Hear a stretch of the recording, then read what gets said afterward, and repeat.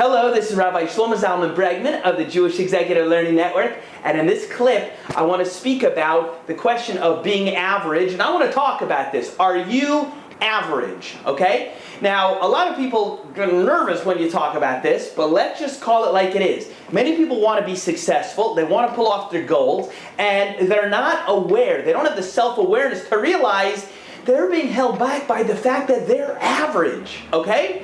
The marketplace doesn't respond to you so well when you're average, or maybe it responds to you in an average way. Now, what do I mean by being average? First of all, being average is not necessarily a bad thing. I'll give you, two quick examples off the top of my head. I don't know if this is true, I'm making this up, but let's say I said to you, the average billionaire has $1.6 billion. Is there something wrong with having $1.6 billion? No, of course not. Nothing wrong with that, but he might be, that might be the average. So just because you're average for a certain category, it's not necessarily you're in a bad position.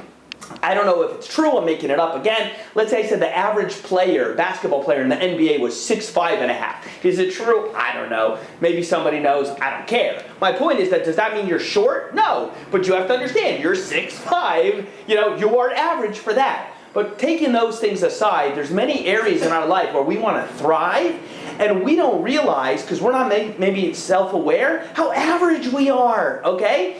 So there's some people, they want to accomplish, they apply for a job, they go for this and that, and guess what? You're average, okay? Your grades are average, the school you went to is average, your personality is average, your work ethic is average, your hustle is average. You're average, so guess what you're going to get? An average response. You know what we're going to pay you? We're going to pay you average, okay? Nothing wrong with being average, but if you're an average, for example, NBA player, and you score 8 points a game with 2 rebounds, look, you must be exceptional compared to the average person walking in the street playing basketball. But you're average for the NBA, you're going to get an average NBA salary. You're not making Michael Jordan, LeBron James money, you're making average NBA money.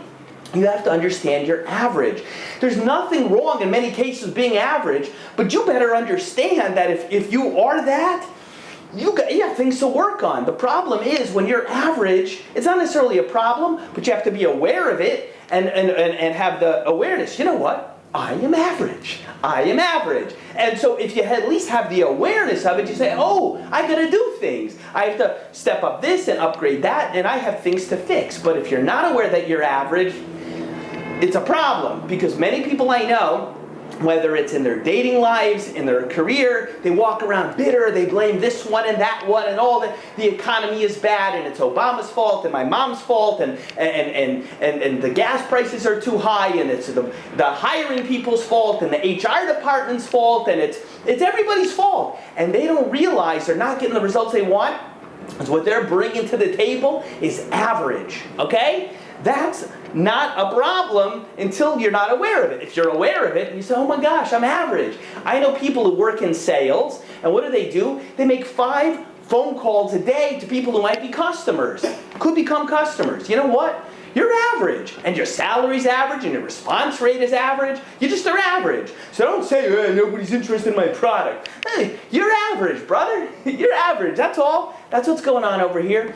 So it's very important to basically take a critical look at ourselves and understand, where do we excel, where do we not, and basically upgrade it. Because if you don't have that awareness, don't blame everyone and everything around you. It just may be you're not standing out. Because when you stand out, you pop off the page. Whether it's a resume, whether it's in a room or whatever else, you stand out and the world will respond to you. Anyway, this has been Rabbi Shlomo Zalman Bregman of the Jewish Executive Learning Network. I hope you enjoyed today's clip. If you'd like to get in touch with me directly, you could send me an email at director@jeln.org, and we will see you the next time. Thank you.